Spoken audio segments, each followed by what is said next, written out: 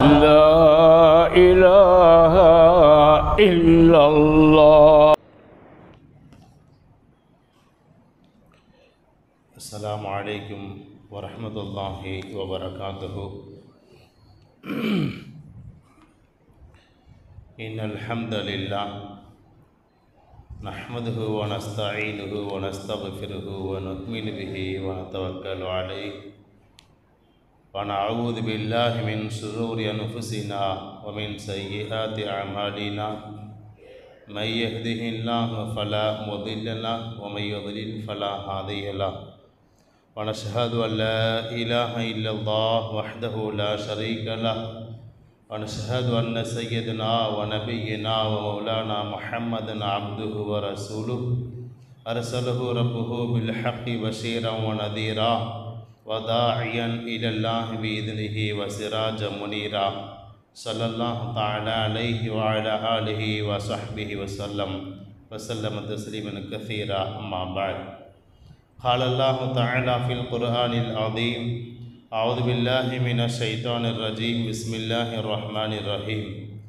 يريدون ليطفئوا نور الله بأفواههم والله متم نوره ولو كره الكافرون.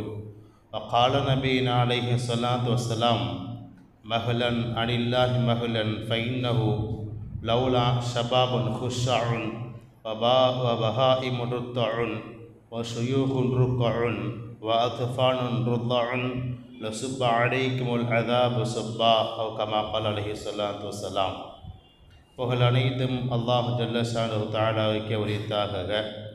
அவனுடைய வற்றாத கிருபை எம்பெருமானா நபியுல்லாஹி ரசூலுல்லாஹி ஸல்லல்லாஹு அலைஹி வஸல்லம் அவர்கள் மீதும், அவர்களை பின்பற்றி வாழ்ந்த உத்தம சத்திய சஹாபாக்கள், தாபியின்கள், தாபியின்கள், ஹத்தாபுகள், வலிமார்கள், நல்லோர்கள், நாதாக்கள், இன்னும் குறிப்பாக இந்த மஜ்லிஸில் வீற்றிருக்கக்கூடிய நாம் அனைவரின் மீதும் அல்லாஹ்வுடைய சாந்தியும் சமாதானமும் நபியுல்லாஹி ரசூலுல்லாஹி ஸல்லல்லாஹு அலைஹி வஸல்லம் அன்பும் ஷஃபாஅத்தும் என்றென்றும் நின்றுலோற்றுமாக.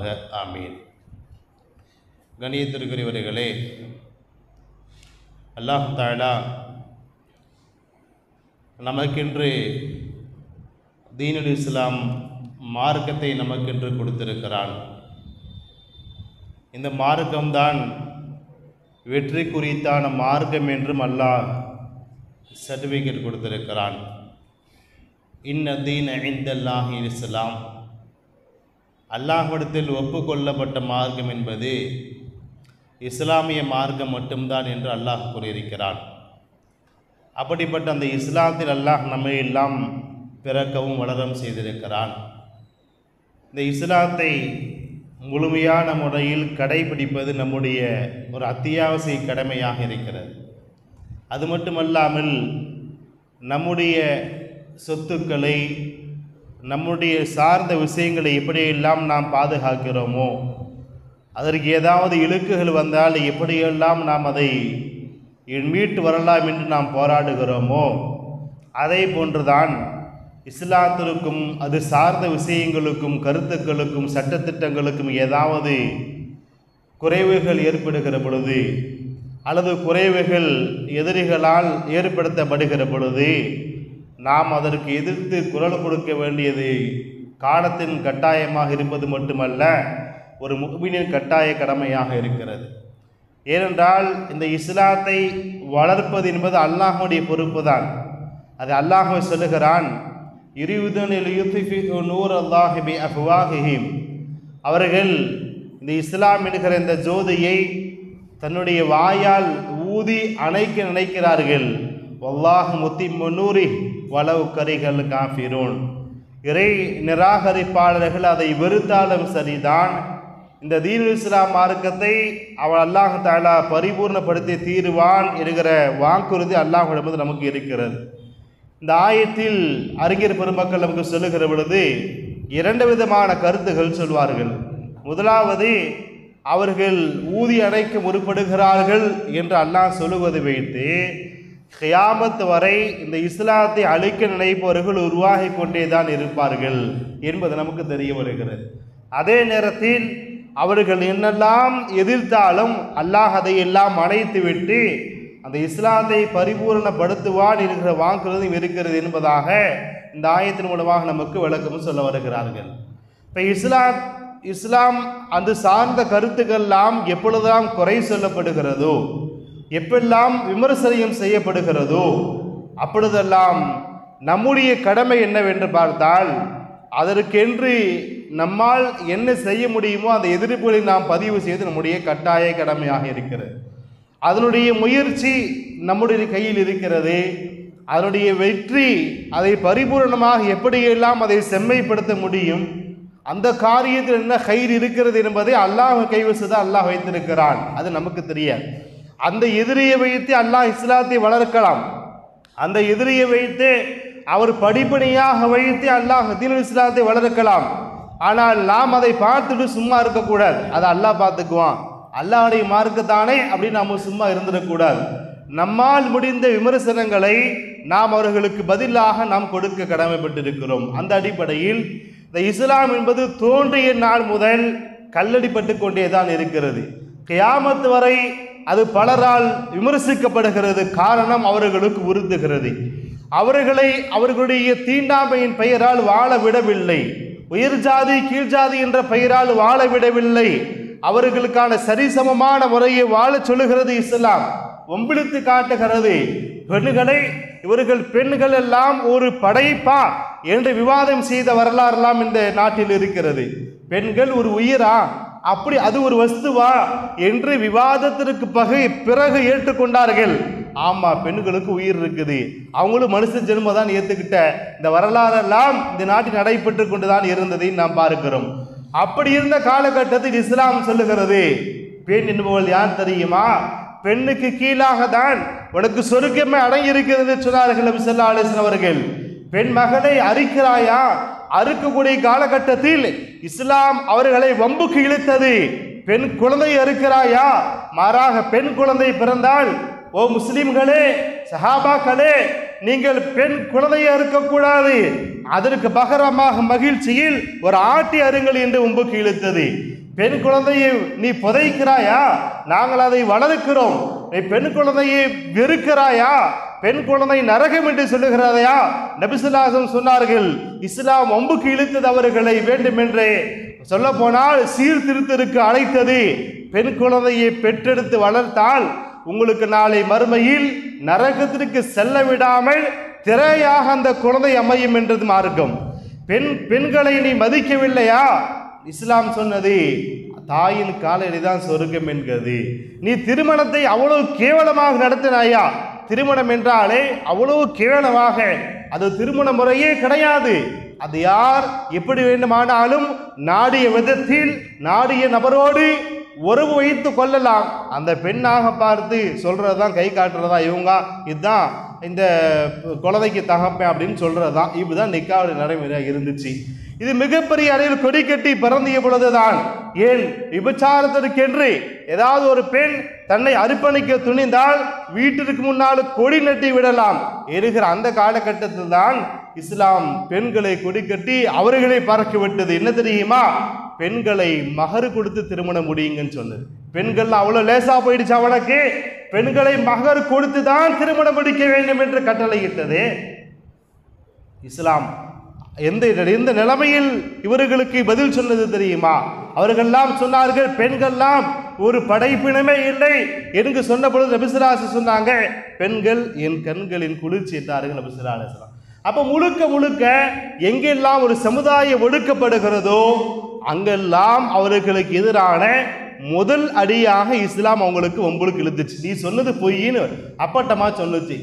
ஈசா அலைஹிஸ்ஸலாம் நீ கொல்லப்பட்டா என்று சொல்லுகிறாயா? குர்ஆன் ஒம்புக்கு இழுத்தது இல்ல.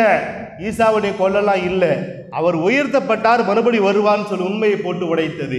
இப்படி எல்லா மார்க்கத்தையும் அவர்களுக்கு என்னென்ன கருத்துக்கெல்லாம் அந்த மத தலைவர்கள் சேர்ந்து வரையறுத்து கொண்டார்களோ அதற்கெல்லாம் பெருத்தடியாக தான், ஒரு சீர்திருத்தமாக தான் இஸ்லாம் வந்தது.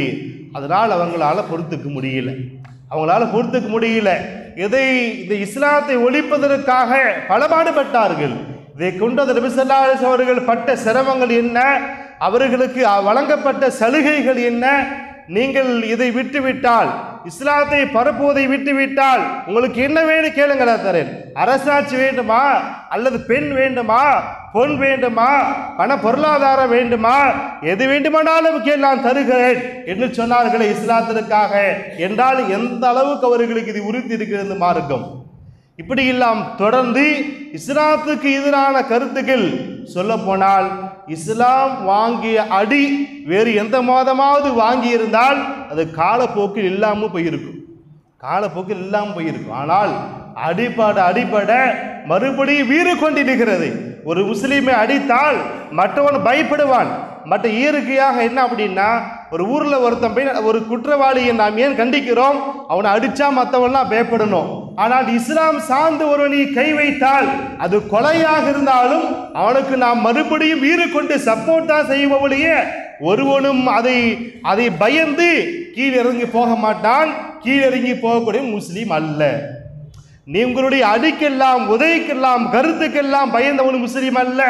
அல்லாஹ் ரசூலுக்கு மட்டுமே வாழக்கூடியவர்கள், அல்லாஹ் ரசூலை மட்டுமே ஏற்றுக்கொண்டவர்கள், அல்லாஹ் மட்டுமே அஞ்சக்கூடியவர்கள். ஒரு காலம் யாருடைய அச்சுறுத்தலுக்கு எந்த விதத்தில் பயப்பட மாட்டோம் என்கிற ஒரு சரித்திரத்தோடு வளரக்கூடிய நாம் இன்றைக்கு அப்படிதான் நிறைய எதிர்க்கு இருக்கிறோம். கருத்துக்கு ரீதியாக நாம் சுதந்திரம் பெற்றது முதலே நாம் தொடர்ந்து பார்க்கிறோம். இந்தியா பாகிஸ்தான் பிளவுபட்டது. அந்த நேரத்தில் கடுமையான மோதல் ஏற்பட்டது. அந்த நேரத்தில் இஸ்லாமியர்கள் பெரும்பாலானவர்கள் தாக்கப்பட்டார்கள், கொலை செய்யப்பட்டார்கள். இந்த தகவலை காந்திஜிக்கு எத்தி வைக்கப்பட்டுச்சு. இந்த மாதிரி பல முஸ்லீம்கள் இதிலே கொல்லப்படுகிறார்கள், பெரும்பாலான நபர்கள் பெரும்பான்மையாக அவர்கள் அநியாயமான முறையிலே கொல்லப்படுகிறார்கள், இதுக்கு ஏதாவது தீர்வு கிடைச்சா தேவலாம் அப்படின்னு எத்தி வைக்கப்பட்டப்ப அப்போ உள்ள உள்துறை அமைச்சர் சர்தார் வல்லபாய் பட்டேல் அவர்களை கூப்பிட்டு ஆள் அனுப்பினார்கள். அவரை என்னை பார்க்க சொல்லுங்கள், இது சம்மதமாக பேசணும்னு ஆள் அனுப்பினாங்க. அப்போ சர்தார் வல்லபாய் பட்டேல் அவர் தான் ஆரம்ப சங்கி. அவர் என்ன சொல்கிறாரு, நீங்கள் உங்களுக்கு கிடைத்த தகவல் எல்லாம் பொய்யானது, முஸ்லீம்கள் பெரும்பாலான நபர்கள் கொல்லப்படுகிறார்கள் என்ற தகவல் எல்லாம் பொய், அப்படியெல்லாம் தாக்கப்படலை. 2 பேர்த்துக்கு சண்டை நடக்குது, ஆங்காங்கே எங்கோடு தான் தாக்கப்படுது இல்லையே, பெரும்பாலான தாக்கப்படலை அப்படின்னு நேரில் போய் ஆஜராகாமல் இந்த தகவலை சொல்லி அனுப்பிட்டார். இந்த விஷயத்தை பின்னாட்களில் அபுல் கலாம் ஆசாத் அவங்க பதிவு செய்கிறப்ப சொல்கிறாங்க, ஒரு சபையில் அபுல் கலாம் ஆசாத் அவங்க, நானும் சர்தார் வல்லபாய் பட்டேலும் நேருவும் காந்திஜியும் இருந்தோம். அந்த சபையில் நேருஜி சொன்னார், முஸ்லீம்கள் எல்லாம் நாய்களையும் பூனைகளையும் கொல்லப்படுவதை போல கடுமையான முறையில் கொலை செய்யப்படுகிறார்களே, நம்மளால் ஒன்றும் செய்ய முடியலையே அப்படின்னு நேரு கவலைப்பட்டு காந்தி மனசை மாற்றினப்ப வல்லபாய் பட்டேல் சொன்னார், நேரு சொல்கிறதெல்லாம் சும்மா ஓர வஞ்சகம் பண்ணுறாரு, அது உறுதியான தகவலை கிடையாது. ஏன்னா உள்துறை அமைச்சர் என்ற அடிப்படையில் எனக்கு வந்த தகவல் அடிப்படையில் அதுவெல்லாம் உண்மை கிடையாது, எங்கெங்கேயோ ஒரு சில முஸ்லீம் தான் தாக்கப்படுறாங்களே ஒழிய நீங்கள் சொல்கிற மாதிரி நேருஜி சொல்கிற மாதிரிலாம் ஒன்றும் நடக்கலை அப்படின்னு அந்த சபையை காந்திஜியை மௌனமாக்கிட்டார் அப்படின்னு அபுல் கலாம் ஆசாத் சொல்கிறார். இந்த வல்லபாய் பட்டேல் அடுத்து என்ன வேலை செய்கிறார்னா, அவர் சொந்த இடத்துக்கு போயிட்டு இந்த முஸ்லீம்களை தீவிரவாதியாக காமிக்கணும் அப்படின்னு அன்னைக்கு காமிச்ச வேலை என்ன, அவர் டெல்லியில் இருக்கக்கூடிய சீக்கியர்களையும் இந்துக்களையும் அழிப்பதற்காக வேண்டி இஸ்லாமியர்கள் ஆயுதங்களை எல்லாம் சேமித்து வைத்திருந்தார்கள் அப்படின்ட்டு ஒரு தகவலை காந்திஜிக்கு கொடுக்கிறார். அந்த ஆயுதங்கள்லாம் கைப்பற்றி கொண்டு போய் அவர் இடத்துல வைக்கிறார். பிற்காலத்தில் மந்திரி சபை கூட்டம் நடக்கிறப்ப, டெல்லியில் போய் நடக்கிறப்ப, அந்த கூட்டம் நடக்கிறப்ப வல்லபாய் பட்டேல் சொல்கிறார் என்ன அப்படின்னா, இந்த பக்கத்து ரூமில் தான் முஸ்லீம்கள் வச்சுருந்த ஆயுதத்தெல்லாம் நான் கைப்பற்றி வச்சுருக்கிறேன். எதுக்காண்டி வச்சுருந்தாங்க, இந்துக்களையும் சீக்கியர்கள் அழிப்பதற்காண்டி வச்சுருந்த ஆயுதத்தை நான் கைப்பற்றி வச்சுருக்கிறேன், அதை பார்த்துட்டு அப்புறம் கூட்டம் நடத்தலாம் வாங்க அப்படின்னு கூட்டிகிட்டு போகிறார். இதில் அபுல் கலாம் ஆசாத் இதை பதிவு செய்கிறார். அப்போ போய் பார்த்தோம்னா அங்கே பார்த்தேன்னா சிரிச்சிடுறாங்க. என்னன்னா சமையலுக்கு பயன்படுத்தப்பட்ட துருப்பிடிச்ச கத்தி, சும்மா சாதாரண தண்ணி பைப்பு, வேலியில் கட்டப்பட்டிருந்த பழைய வேலி, இதையெல்லாம் தூக்கி அங்கே வச்சிருக்கிறார். இதை வச்சு தான் முஸ்லீம்கள் தாக்க போகிறாங்களாமா அப்படின்ற மாதிரி துருப்பிடிச்ச கத்தி. அப்போ உள்ள மவுண்ட் பிரம்ப் அவர் சொல்கிறார், மவுண்ட் பிரபு சொல்கிறாரு, இந்த ஆயுதத்தை அந்த துருப்பிடிச்ச கத்தி எடுத்து பார்த்துட்டு சொல்கிறாரு, கற்பனை வளம், இதையெல்லாம் கைப்பற்றுறவங்களுக்கு கற்பனை வளம் ரொம்ப அதிகம் போல, ஏன்னா இந்த துருப்பிடிச்ச கத்தியை வச்சு டெல்லியே கைப்பற்றலாம் போலயே அப்படின்னு அவரு கலாய்க்கிறாரு. அந்த அளவுக்கு தான் நமக்கு எதிரான விமர்சனங்களுக்கான பதிலடி அவங்களுக்கு இருந்துச்சு. அப்போ அப்பையிலிருந்தே இன்னைக்கு வரைக்கும் நம்ம எப்படியெல்லாம் தாக்கலாம், எந்த வகையெல்லாம் தாக்கலாம் அப்படின்னு நம்ம தொடர்ந்து எதிர்கொண்டுட்டா இருக்கிறோம். ஆரம்பத்தில் போர் மூலியமாக தாக்கப்பட்டார்கள். போர் முடியும் நமக்கெல்லாம் தெரியும். சஹாபாக்கள் செய்த போர்கள், நபிசுல்லாஹ் செய்த போர்கள்லாம் நமக்கு தெரியும். அப்ப எந்தெந்த காலத்துல எந்தெந்த வகையெல்லாம் டான்சல் கொடுக்க முடியுமோ அப்படியெல்லாம் டான்சல் கொடுத்தார்கள். கத்தியை வைத்து அவர்கள் இப்படி போர் செஞ்ச அந்த ஒரு காலம் முடிஞ்சிருச்சு. சமீபத்தில் விமானங்கள் பெருகிவிட்ட பொழுது, கப்பலப்படை பெருகிவிட்ட பொழுது எந்த அளவுக்கு சொல்லப்படுது அப்படின்னா, 19ஆம் நூற்றாண்டுடைய ஜாம்பவான் யார் அப்படின்னா, கப்பற்படை யார் கையில் வச்சிருக்கானோ அவன் தான் ஜாம்பவான். அவனை அடிச்சுக்க ஆளே கிடையாது. அப்போ அதுக்கு 20ஆம் நூற்றாண்டு ஜாம்பவான் யார் அப்படின்னா, விமானப்படையை யார் வச்சிருக்கானோ அவன் தான் ஜாம்பவான். 21ஆம் நூற்றாண்டில் ஜாம்பவான் யார் தெரியுமா? ஊடகத்துறையை கையில் வைத்திருப்பவன் தான் ஜாம்பவான். ஏன்னா அந்த கத்தியை வைத்து சண்டை வைக்கிற காலெல்லாம் முடிஞ்சு போயிடுச்சு. இன்னைக்கு கருத்து ரீதியான மோதல்கள் தான். அப்ப யூடியூப்ல பலவிதமான கருத்துக்களை உள்ள கொடுக்கிறான். சினிமாக்கு ரீதியாக சமீபத்தில் நாம் எதிர்கொண்ட அமரன் போன்ற விஷக்கிருமிகள் அந்த நிறைந்த அந்த படத்தை எல்லாம் நாம் இப்படிதான் நாம் எதிர்நோக்க வேண்டும். அந்த படம் எல்லாம் இந்த பட்டியலில் தான். கருத்து ரீதியான, குறிப்பாக இன்றைய காலத்துல ஊடகத்துறை ரீதியாக என்ன வேணாலும் சொல்லலாம். கொஞ்சம் முன்னால், அரை நூற்றாண்டுக்கு முன்னாடி எழுத்துத்துறையில கால் பதித்தவர்கள்லாம் இஸ்லாத்தை பற்றி கொலை கொண்டே இருந்தார்கள். உலமாக்கள், சமுதாய ஆர்வலர்கள்லாம், சமுதாய எழுத்தர்கள்லாம் அதற்கு எழுத்து ரீதியாக பதில் கொடுத்தார்கள். சும்மா உட்கார்ந்து விடவில்லை. அது பல வரலாறுகள் நிறைந்த ஒரு சம்பவம். அதெல்லாம் இன்றைய காலகட்டத்தில் எழுத்துக்கெல்லாம் வேலையே கிடையாது. எழுத்துக்கெல்லாம் வேலையே கிடையாது. அப்படியே மீடியாவில் என்னத்தையா சொல்லிட்டோம் அப்படின்னா அதை அப்படியே நம்பிடுவான். குறிப்பாக ஒரு குறும்படம் மாதிரி, ஒரு ஷார்ட் ஃபிலிம் மாதிரி, அல்லது ஒரு படம், அந்த ரீதியில் ஒரு கருத்தை நாம் சொல்கிறப்ப மக்கள்கிட்ட வெகு விமர்சையாக அது என்ன செய்யுது, ரீச் ஆகிடுது. உதாரணத்துக்கு நான் சொல்கிறதா இருந்தால், இன்னைக்கு நம்முடைய அத்தனை கலாச்சாரத்தையும் மாற்றி இது சினிமா அப்படிங்கிற விஷயத்தை யாராலும் மறுக்க முடியாது. ஒருத்தன் திடீர்னு தாடி வைக்கிறான், நமக்கு கூட சந்தோஷமா இருக்குது, பரவாயில்லையே நல்ல தாடி வைக்கிறான் பரவாயில்ல அப்படின்னு கொஞ்ச நாளுக்கு தாடி எடுத்துடுறான். என்னடான்னா, இவரு பிடிச்ச ஹீரோ முந்தின படத்தில் தாடி வச்சிருக்கிறார், இவருக்கு பிடிச்ச ஹீரோ அடுத்த படத்தில் தாடி எடுத்துடுறார், அவ்வளவுதான். அப்போ இவருடைய வாழ்க்கையை தீர்மானிப்பதே ஒரு சினிமா தான். அவன் காசுக்கு என்ன பண்ணிட்டு போறான், அவன் வாழ்க்கையை தனி, அவன் அது பொழப்புக்கும் செய்யறான். ஆனா அதை நம்ம உயிரா வச்சுட்டு தெரியுறோமே. நம்ம சமுதாயம் யாரை எங்கே வைக்க வேண்டும் இது நல்லா தெரிஞ்சுக்கணும். யார் யாரை எங்கு வைக்கணும் அப்படிங்கிற விஷயத்தை தவறிட்டதன் காரணத்தினாலதான் அத்தனை குடும்பங்களும் பிளவுபட்டு போயிருக்கிறது. ஒரு சீரியலை எப்படி பார்க்கணும், சீரியலை பார்க்க கூடாது, ஒரு கால் பார்த்தாலும் எப்படி பார்க்கணும், அதை பார்த்து ஒரே நேரத்தில் ஒரு பெண் இங்கே இருந்து அழுகிறா, என்ன ஐயோ அவருக்கு உயிர் போவதேண்டு, அதே காட்சியை அவள் உட்கார்ந்து பார்க்கலாம், படமோகத்தில் பார்த்து சிரிக்கிறா. இந்த அழுக வரத்துக்குள்ள எத்தனை அடி வாங்கணும் டைரக்டர் அப்படின்னு அவள் சிரிக்கிறான்.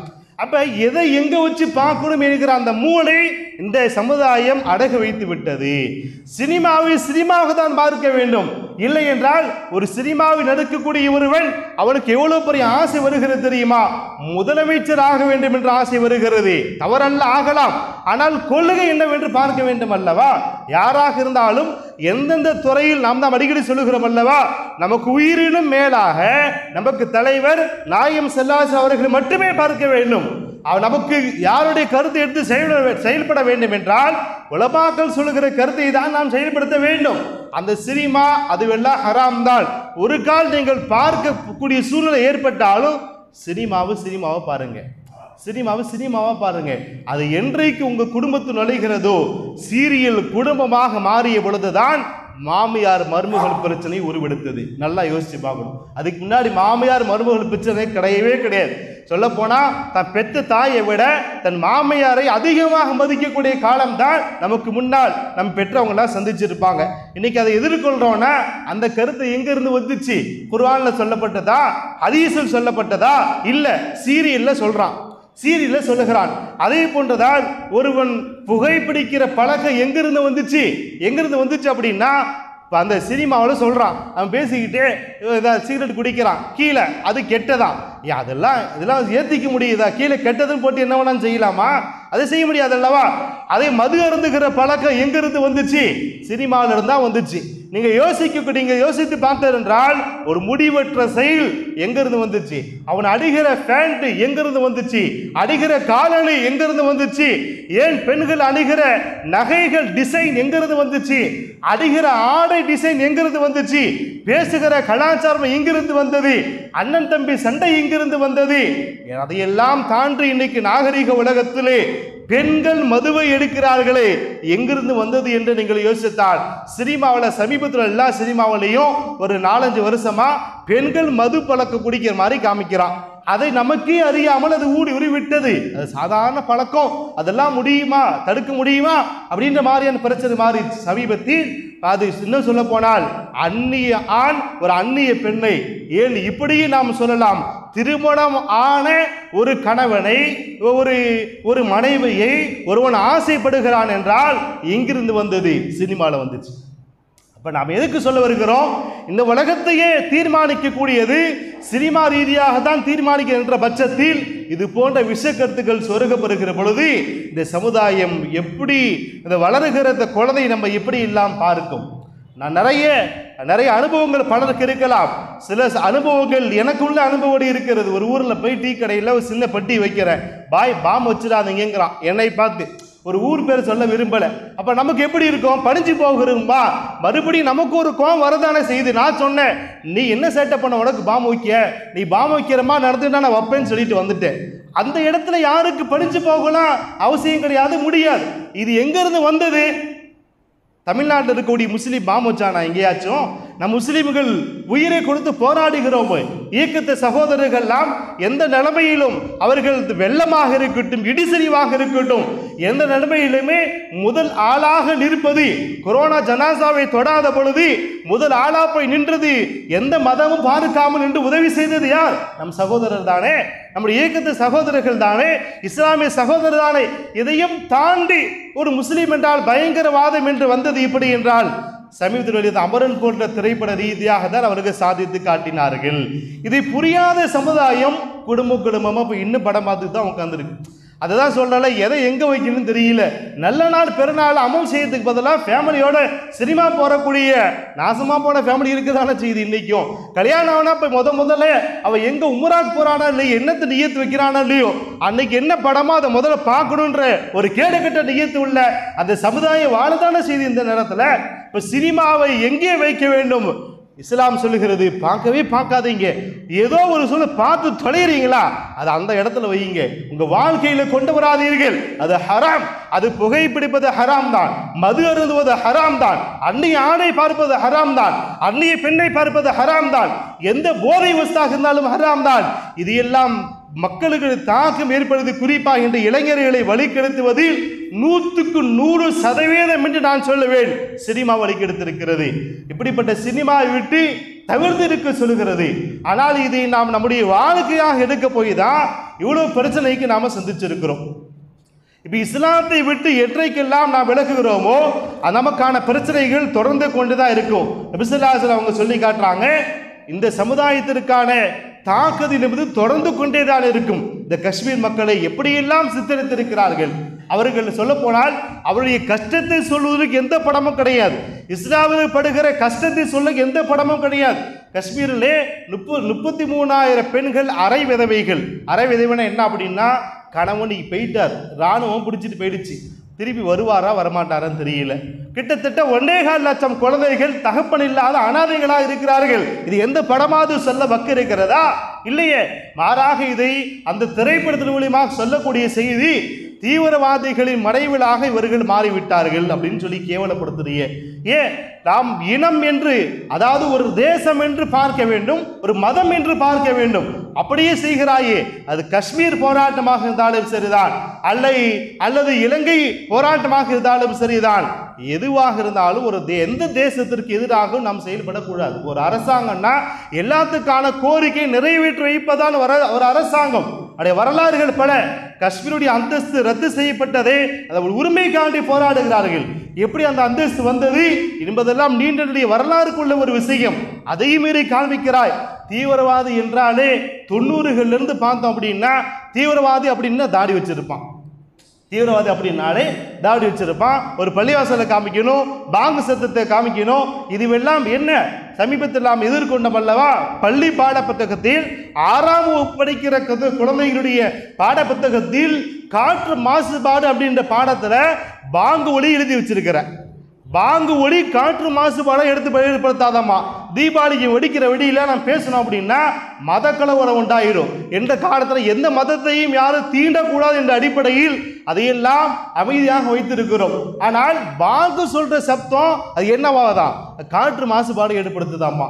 அப்ப இப்படி எல்லாம் தீவிரவாதி அப்படின்னாலே ஒரு தோற்றத்தை உருவாக்கி வச்ச இந்த சினிமாக்கள் தான் இந்த வேலை செய்கிறது. இது எல்லாம் இந்த கருத்துக்கள்லாம் ஒரு புறம் இருக்க ஏன் வருகிறது என்று நபி ஸல்லல்லாஹு அலைஹி வஸல்லம் சொல்லி காண்பிக்கிறார்கள். யூஷிக்குல் உமமு அன் ததாஅ அலைக்கும் கமா ததாஅ லகலதி இலா கஸ்அதிஹா.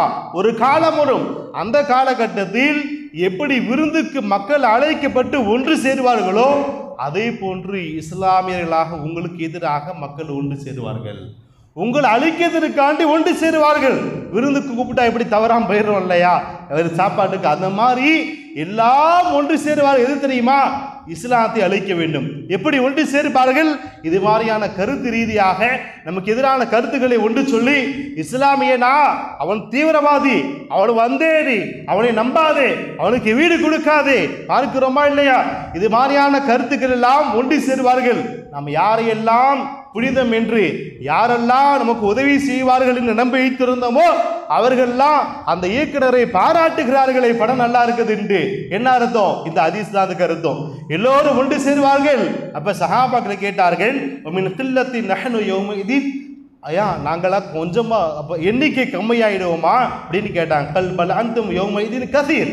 அன்றைய நாளில் நீங்க ரொம்ப நிறைய பேர் இருப்பீங்கன்னா, அன்றைய நாள்ல நீங்க ரொம்ப நிறைய பேர் இருப்பீங்கன்னாங்க. வலாக்கின்னக்கும் குஸாஅன் ககுஸாஇ ஸைலி என்றாலும் ஆற்றின் வெள்ளத்தில் வருகிற கரை ஓரத்தில் வருகிற நுரையை போல நீங்கள் இருப்பீர்கள். அப்படின்னா என்ன அர்த்தம்? அந்த நுரைக்கு எந்த விதமான பவரும் கிடையாது. அந்த நுரை ஏதாச்சும் பலமா இருக்குமா? சக்க ஒண்ணுமே இருக்காது. அது மாதிரி நிறைய பேர் இருப்பீங்க, ஆனா பிரயோஜனம் கிடையாது. வல என்ஸா அன்னஃபி வல என்ஸா அல்லாஹ் மின் சுதூரி அதுவிக்கும் அல் மஹாபத்தம் இருக்கும். உங்களுடைய எதிரியினுடைய உள்ளத்தில் அல்லாஹ் தஆலா உங்களை பற்றியான பயத்தை போக்கி விடுவான். வல யக்திஃபன் அல்லாஹ் ஃபீ குலூபிக்கும் அல் வஹ்ன. உங்கள் உள்ளத்தில் அல்லாஹ் வஹ்னை ஏற்படுத்தி விடுவான். ஃபகால காயில் யா ரசூலுல்லாஹ் வமல் வஹ்னு. வஹ்னுனா என்ன அப்படின்னு கேட்ப சொன்னாங்க. கால ஹுப்பு துன்யா வ கராஹத்துல் மவுத். உலகத்தை விரும்புவீர்கள், மவுத்தை வெறுப்பீர்கள். இப்படிப்பட்ட ஒரு காலம் வந்துச்சுன்னா அப்ப என்ன அர்த்தம்? உலகத்தை நீங்கள் விரும்புவீர்கள். இன்னைக்கு அப்படித்தானே உலக ரீதியா நமக்கு ஏதாச்சும் ஒண்ணுன்னா நமக்கு ரொம்ப அதிகமா நம்ம அதுக்கான ஆசைப்படுறோம். தொழுகை விடுறோம். ஏன் விடுறோம்? பிசினஸ். நமக்கு 1008 பிசினஸ் இருக்குது. ஏங்க இது ஹராமுங்க, ஏங்க சொல்றீங்க? இப்படி பொழப்பு நடத்துறதுங்கிறோம். அப்ப தீனுக்கும் அதுக்கும் சம்மதப்படுத்த மாட்டேங்குது. சம்மதப்படுத்தணும். ஹலால் ஹராத்துக்கு இஸ்லாத்துக்கு சம்மதம் இருக்கிறது. இப்ப உலகத்துடைய மோகம் உங்கள் உள்ளத்தில் பெருகிக் கொண்டே சொல்லும். மௌத்தை பத்தியான வெறுப்பு இருக்கும். ஐயோ மௌத்தை பத்தி என்ன அர்த்தம்? மறுமை சிந்தனை. யாருமே மறுமை விரும்புறதே கிடையாது. இதை செய்யுங்களேன், அல்லாஹ் அவங்களுக்கு பறக்கச் செய்வான் அப்படின்னா அதெல்லாம் வெறுப்பு. அதெல்லாம் வச்சு என்னத்தை செய்யுங்கிறான்? புண்ணியத்தை வச்சு என்னத்தை செய்யுங்கிறான்? அல்லாஹ் அவங்களுக்கு பறக்க, அது அப்புறம் பார்த்துக்கலாங்கிறான். அது இப்ப இந்த உலகத்துக்கு என்ன கிடைக்கும் அதை சொல்லுங்கிறான். தொழுதா என்ன கிடைக்கும் அப்படின்னு நம்ம பேசுனோம்னா மணிக்கணக்காக பேசுகிறோம், கேட்க மாட்டேங்கிறான். ஒரு 10 நிமிஷத்தில் நீங்கள் தொழுதால் உங்களுக்கு ஆரோக்கியம் கிடைக்கிறது, உங்களுக்கு யோகாசனம் கிடைக்கிறது, அத்தகையத்தில் வஜ்ராசனம் கிடைக்கிறது. அதிகாலை தஹஜ்ஜு தொழுவிடான்னா கேட்க மாட்டேங்கிறான். அதிகாலை பொழுது என்றால் பிராண வாயு கிடைக்கிறது, அங்கதான் நல்ல காற்று கிடைக்கிறது, தூய்மையான காற்று அப்படின்னா எந்திரிச்சிக்கிறான்.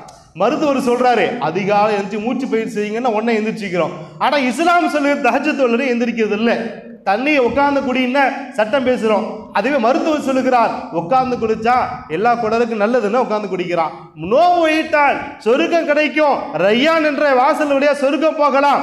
அப்புறம் பேசிக்கலாம். அதுல நோன்பு வைத்தால் சுகர் குறையும், கல்லீரல் உள்ள கொழுப்பு குறையும், இப்படி எல்லாம் பேசுறோம். நோன்பு வைக்கிறான், ஃபாஸ்டிங் நல்லதுன்னு சொல்லி அறிவியல் ரீதியாக பேசினாதான் மக்கள் ஏற்றுக்கிறான். அப்போ உலகத்துடைய மோகம் பெருகும். அந்த நிலைமையில் தான் உங்கள் மீது மக்கள் எல்லாம் தாக்குதல் நடத்துவார்கள். நாம் மறுபடியும் இந்த ஹதீஸ்க்குள்ளே செல்ல வேண்டும். நாங்கள் குறைவான எண்ணிக்கை அல்ல, அதிகமாக இருப்பீர்கள் என்றார்கள். இந்த காலத்தை நாம் யோசித்து பார்த்தால் நாம் உலகத்தில் உலக அளவில் கணக்கு பார்க்கிற பொழுது கிறிஸ்தவர்கள் 215 கோடி மக்கள் இருக்கிறார்கள். இஸ்லாமியர்கள் உலக அளவில் 170 கோடி மக்கள் இருக்கிறார்கள். இந்துக்கள் 85 கோடி மக்கள் இருக்கிறார்கள். சீக்கியர்கள் 2 கோடி மக்கள் இருக்கிறார்கள். யூதர்கள் வெறும் 1.5 கோடி மக்கள் தான் இருக்கிறார்கள். இன்னைக்கு நான் பெரும்பான்மையை தாக்கப்படுவது யாரால்? டைரக்டாக நாம தாக்கப்படுறது யூதரால் தான். யூதர் பல நபர்களை வைத்து நம்பி தாக்குகிறான். அவன் கையில தான் மீடியா வாசம், அவன் கையில தான் இருக்குது. அவன் சொல்றதான் நியூஸ், அவன் சொல்றதான் தங்க விலை, அவன் சொல்றதான் ஷேர் மார்க்கெட், அவன் சொல்றதான் எல்லா காயினும். அவன் நினைச்சா ஏத்துவான், எல்லாத்தையும் வாங்கிடுவீங்க. வாங்கினதுக்கு அப்புறம் ஒரு நாள் திடீர்னு ரேட்டை குறைச்சிருவான், முடிச்சிருச்சு. இது பெரிய விஷயமே கிடையாது, இது புரிஞ்சவங்களுக்கு புரியும். அப்ப எல்லாம் அவன் கையில இருக்கு. யூதர்கள் வெறும் 1.5 கோடி பேர், இஸ்லாமியர்கள் எத்தனை பேர் இருக்கிறோம்? 170 கோடி பேர் இருக்கிறோம். அப்ப எண்ணிக்கையில் நாம் அதிகம் இருக்கிறோம் அல்லவா? நபி ஸல்லல்லாஹு அலைஹி வஸல்லம் ஹதீஸை நாம் யோசித்து பார்க்க வேண்டும். எண்ணிக்கையில் அதிகமாக இருந்தாலும் வெறும் ஆற்றில் இருக்கக்கூடிய சாதாரணமாக அந்த குப்பை போலதான் நாம் இருக்கிறோம். அப்ப எப்பொழுது நமக்கு பாதுகாப்பு கிடைக்கும்? நபி ஸல்லல்லாஹு அலைஹி வஸல்லம் சொன்னாங்க, ஒவ்வொரு முஸ்லீமும் ஒரிஜினல் முஸ்லீமாக வாழ அவன் முயற்சி செய்ய வேண்டும். மஹலன் அலில்லாஹி மஹலன் ஃபைன்னஹு லௌலா ஷபாபுன் குஸ்ஸாஉன், பேணுதலாக வாலிபர்கள் இல்லை என்றால், மேயக்கூடிய கால்நடைகள் இல்லை என்றால், ருக்கு சுஜூது செய்யக்கூடிய கஷ்டமான நிலைமையிலும் சேர்ல உட்காராம அப்படின்னு விளக்கம் பிராக்கெட்ல போடுறாங்க. சேரை நாடாமல் ருக்கு சுஜூதை கஷ்டப்பட்டாவது செய்யக்கூடிய பெரியவர்கள் இருக்கிற வரை, பால் குடிக்கக்கூடிய குழந்தைகள் இருக்கிறவரை உங்களுக்கு அதாப் ஏற்படாது. இவங்களா இல்லை அப்படின்னா அதாப சுப்பா, தொடர்ந்து வேதனைகள் வந்து கொண்டே இருக்கும். இதில் குறிப்பாக நாம் எடுத்துக்கொள்ள வேண்டியது, பயபக்தியான வாலிபர்கள் நீக்க வேண்டும். மதுவை ஒழிக்கக்கூடிய வாலிபர்கள், மது அருந்தாத வாலிபர்கள், புகை பிடிக்காத வாலிபர்கள், சொல்லப்போனால் பள்ளி தொடர்பை அதிகப்படுத்துகிற வாலிபர்கள் இருந்தீர்கள் என்றால் அல்லாஹ் அந்த சமுதாயத்தை வெற்றியை கொடுப்பான். இல்லை என்றால் அழிவுகள் தொடரும். வல்ல ரஹ்மான் இந்த சமுதாயத்தை முழுமையான முறையில் சீர்திருத்தி நமக்கு அல்லாஹ் உதவி செய்தல் புரிவானாக. வார காலமெல்லாம் லா இலாஹ இல்லல்லாஹ் முஹம்மது ரசூலுல்லாஹ் என்ற கலிமாவின் அடிப்படையில் வாழ்ந்து அந்த கலிமாவை முழுத வண்ணமே நம்முடைய இறுதி பேச்சும் மூச்சும் அமையக்கூடிய பாக்கியத்தை வல்ல ரஹ்மான் நமக்கு எல்லாம் தந்தலில் புரிவானாக. அல்ஹம்துலில்லாஹி ரப்பில் ஆலமீன். அஸ்ஸலாமு அலைக்கும் வரஹ்மத்துல்லாஹி வபரகாத்துஹு.